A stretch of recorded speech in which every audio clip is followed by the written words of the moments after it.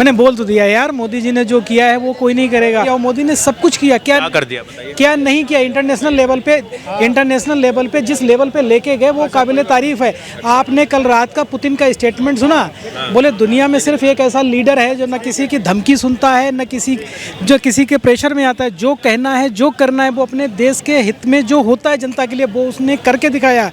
और पुतिन जैसा बंदा ऐसा स्टेटमेंट दे रहा है, ये बहुत बड़ी बात है वर्ल्ड में। बोले हाँ, अमेरिका ने बहुत प्रेशर डाला कि भाई आप तेल मत लो, बट मोदी जी ने माने। जो करना था 30% डिस्काउंट पे था तो वो लिया।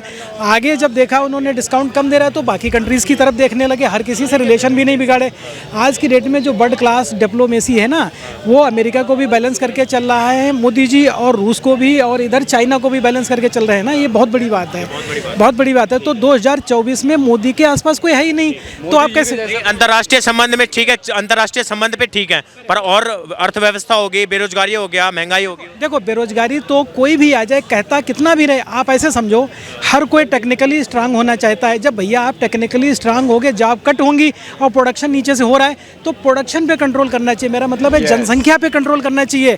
वो कोई नहीं कर रहा है, ना कांग्रेस कर रही है, ना कोई कर रहा है। वो तो बेरोजगारी, वो तो अपोजिशन में बेरोजगारी बेरोजगारी चिल्लाते हैं, बट बेरोजगारी कोई कंट्रोल ऐसे नहीं कंट्रोल होगी। उसके करते हैं सर आप? जनसंख्या भी बढ़ाओ। मैं फाइनेंस में सर्विस करता हूँ। हाँ, आप चाहे महंगाई को लेकर के देख लीजिए, चाहे वो बाकी इंटरनेशनल लेवल पे चीज़ों को देख लीजिए, या बाकी जो एक जैसे नहीं होता है कि हम भी इस देश के नागरिक हैं, वो एक फील कराते हैं।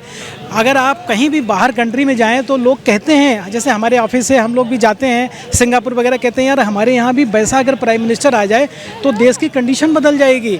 आप देख रहे होंगे कि पाकिस्तान में मोदी जी के नाम पे या इंडिया के नाम पे उनको वीज़ा मिल जाता है, उनको सीट मिल जाती है, उनको सेफ जगह मिल जाती है, जब वो कहते हैं नहीं भैया हम भी इंडिया से हैं। आप विदेश जाते तो आपके साथ ये होता है? बिल्कुल, सब जो भी जाता है हर किसी के साथ, जिसका भी स्टेटमेंट देख लो, सिर्फ मेरा नहीं, किसी का भी स्टेटमेंट देख लो, हर कोई फ़ख्र महसूस करता है कि यार मोदी जी जैसा अगर हमारे कंट्री में लीडर हो तो हमारे कंट्री की भी दिशा दशा बदल जाएगी। मुझे तो पता ही नहीं था कि प्रधानमंत्री के भी इतने सारे काम होते हैं। आज पता चल रहा है कि मतलब प्रधानमंत्री बहुत कुछ कर सकते हैं। अभी तक मनमोहन सिंह जी थे, मतलब लगता ही नहीं था कि प्रधानमंत्री भी कुछ कर सकते हैं। मतलब ऐसे साइलेंट सोच लो, मैंने मेरी 48 साल की एज है। मोदी जी से पहले मैं किसी भी प्रधानमंत्री का जो लेक्चर होता था, 15 अगस्त है, 26 जनवरी है, 2 अक्टूबर है, मैं पूरा लेक्चर नहीं सुनता था, क्योंकि वही रटी रटाई चीज़ें। लेकिन 9 सालों के अंदर ऐसा कोई लेक्चर नहीं गया होगा मोदी जी का जो मैंने मिस किया हो। आई अप्रिशिएट, और डेफिनेटली मोदी वेलकम। तो देश में जो विपक्ष के इस नेता लोग हैं, 25 पार्टियों का जो महागठबंधन है, राहुल गांधी जो आरोप लगाते हैं कि महंगाई और बेरोजगारी बहुत बढ़ गया है और देश की संपत्ति अडानी और अंबानी को बेच दी। सर वो बेकार की बातें हैं, वो बेकार की बातें हैं। राहुल गांधी को खुद ही नहीं पता होता कि हम कह के आ रहे हैं क्यों। एक बात बताओ, देश में अगर बिजनेसमैन अपना बिजनेस नहीं करेगा, नहीं बढ़ाएगा, तो कैसे काम चलेगा यार? वो तो कोई भी बिजनेसमैन आ जाए, चाहे किसी की भी सरकार आ जाए। राजस्थान में आप ऐसे सोच लो कि राजस्थान में कांग्रेस की सरकार है, भैया उन्होंने अडानी और अंबानी को कितना बढ़ावा दिया। वो तो देश के लिए अच्छा ही है, क्योंकि कोई भी बिजनेसमैन यार, हम जैसे मेरे पास मान लो पैसा है, हम अपना सेविंग अकाउंट में रखते हैं। आपको एक बड़ी बात बताता हूँ, बिजनेसमैन क्या करता है, पैसे को रोटेट करता है। आप समझ रहे हैं ना, जितना भी इन्वेस्टमेंट आए, जो भी पैसा है, वो तो कोई भी बिजनेसमैन आएगा वो अपना पैसा रोटेट करेगा। ये जो आरोप लगाते हैं सिर्फ अडानी और अंबानी ही थोड़ा ना देश में बिजनेसमैन है, सारी संपत्ति उनको बेच दे रहे हैं, सारे प्रोजेक्ट्स उनको दे रहे हैं। ऐसा नहीं है। वो तो अगर आप देखेंगे, बाकी चीज़ें इतना डिटेल में मेरे पास डेटा नहीं है, लेकिन मैं इतना कहता हूँ कि वो तो देखो विपक्ष के पास कुछ है ही नहीं, करे तो क्या करे। चाहते हैं मैम राहुल गांधी देश के प्रधानमंत्री? गांधी पप्पू है वो तो बिल्कुल। अब क्या पढ़े लिखे हैं, बाहर से, ऑक्सफोर्ड से और बाहर की यूनिवर्सिटी से नहीं लगते हैं, उससे ज्यादा मैं समझदार हूँ, मैं समझती हूँ। ये आपकी बेटी है? ये मेरी बेटी है। क्या इधर आइए, क्या नाम है गुड़िया आपका? क्या नाम है आपका? आव्या। आप मोदी जी को जानते हैं? कौन है मोदी जी? कौन है मोदी जी? Prime minister. कैसे लगते हैं मोदी जी आपको? अच्छे लगते हैं? आप बताओ मैम, आप इनकी वाइफ है? जी। आप गृहिणी है, घर संभालती है? जी। कैसा लग रहा है 9 सालों में जो काम किया है प्रधानमंत्री मोदी जी ने? लग रहा है गृहिणी इस बार मोदी जी को तीसरी बार मुख्य प्रधानमंत्री बनाएंगे? मोदी जी बनेंगे बस, और कोई नहीं आ सकता। क्यों, क्या कर दिया उन्होंने प्रधानमंत्री ने? किया है, सब कुछ किया है, चीज बैलेंस्ड है, हर हाँ। देखिए, कोई भी बिजनेसमैन हो, कोई भी, अभी ये बिजनेसमैन थे ऑलरेडी ऑन कैमरा, कोई भी बिजनेसमैन हो वो बिजनेस को रोटेट करता है। वो बिजनेस को रोटेट करता है, पैसे से पैसा बनता है, पैसे से पैसा बनता है। राहुल गांधी जी की प्रॉब्लम ये है, अगर खुदा ना खास्ता भगवान ना करे अगर वो सत्ता में आ गए तो यही अडानी और अंबानी उनके दोस्त बन जाएंगे। ये होता रहा है। राहुल गांधी की प्रॉब्लम क्या है, अभी शर्मिष्ठा मुखर्जी, प्रणब मुखर्जी की बेटी, हाँ, उनकी एक बुक लॉन्च हुई है शर्मिष्ठा मुखर्जी की, और मुझे लग रहा है जो मेरा इंटरव्यू ले रहा है ना, मुझसे ज़्यादा जागरूक है। तो जो शर्मिष्ठा मुखर्जी की बेटी, उन्होंने लिखा है अपनी बुक में कि राहुल गांधी में समझ नहीं है, उनमें अपनी दादी और परदादा का अहंकार है। तो सर देश की जनता अहंकार नहीं मानेगी। मनमोहन सिंह का ऑर्डिनेंस, मनमोहन सिंह विदेश में थे, जो ऑर्डिनेंस जो अध्यादेश मनमोहन सिंह लाए थे, राहुल गांधी ने ऐसे बाहें चढ़ा के, वो उस समय सांसद भी नहीं थे देश के, और वो ऑर्डिनेंस फाड़ दिया था। सर ये देश की जनता इतनी मूर्ख तो नहीं है कि क्या कांग्रेस ने किया 2010 सालों में, मनमोहन सिंह जैसे काबिल आदमी को चुप करा दिया। आज जो अज्ञानी हैं उनको मनमोहन सिंह बोलते हैं, उनके नाम पे एक पिक्चर बनी एक्सीडेंटल प्राइम मिनिस्टर।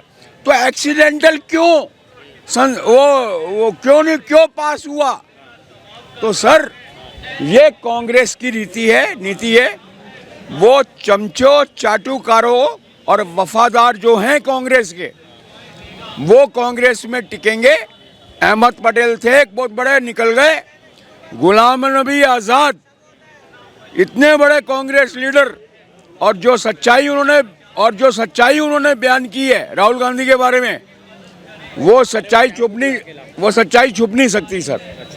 अरे ये जो हताशा दिख रही है विपक्ष में, 5 राज्यों के चुनाव के हार के बाद, लग रहा है वो एक स्ट्रांग फाइट दे पाएंगे इस हताशा को देखते हुए?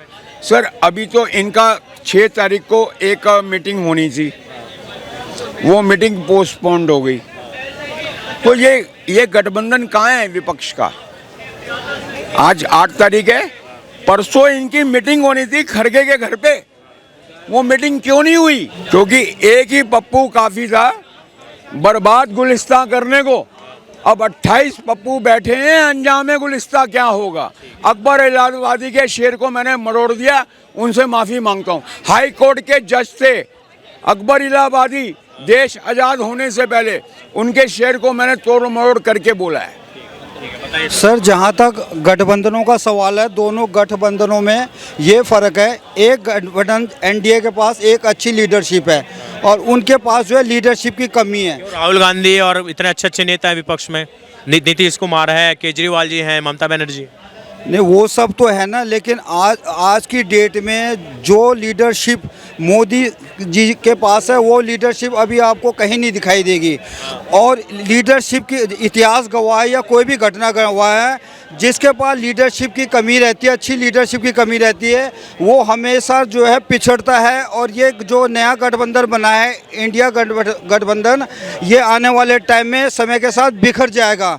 क्योंकि अगर हम 2 गाड़ियों के हिसाब से देखें तो एक ड्राइविंग सीट पे बैठे हुए सवारियों को अपने ड्राइविंग सीट पे बैठे हुए ड्राइवर पे भरोसा है कि वो अपनी सही मंजिल तक ले जाएगा एनडीए। दूसरी जो गाड़ी है उसमें हर सवारी जो है ड्राइविंग सीट पे बैठना चाहता है। एक दूसरा जो है उनको जो है ड्राइविंग सीट पर बैठने वाले पे भरोसा नहीं है, उनको ये लगता है कि ये जो है अपने जो है इलाके में ले जाएगा। तो इसलिए सबसे बड़ी जो कमी दोनों गठबंधनों में है वो एक मजबूत लीडरशिप की वजह से है। जी लग रहा है मजबूत 9 सालों में मजबूत प्राइम मिनिस्टर रहे हैं देश के लिए। मोदी जी मैंने बहुत प्राइम मिनिस्टरों के बारे में सुना पढ़ा, लेकिन मौजूदा जो प्राइम मिनिस्टर है वो जो है, मैं तो पूरी हिस्ट्री के बारे में जो मैं प्रधानमंत्रियों की जानता हूँ उस हिसाब से मुझे मोदी जी जो है सबसे मजबूत लीडर भारत के नहीं पूरे वर्ल्ड के लगे हैं। पूरे वर्ल्ड के लगे हैं। और जो उन्होंने समय समय पे दिखाया है, चाहे वो G20 का सम्मेलन हो, चाहे हमारी विदेश नीति को ले लो, चाहे हमारी रक्षा नीति को ले लो, चाहे हमारी फाइनेंशियल नीति को ले लो, आज की डेट में हम हर जगह में अव्वल हैं, आगे बढ़ रहे हैं मतलब।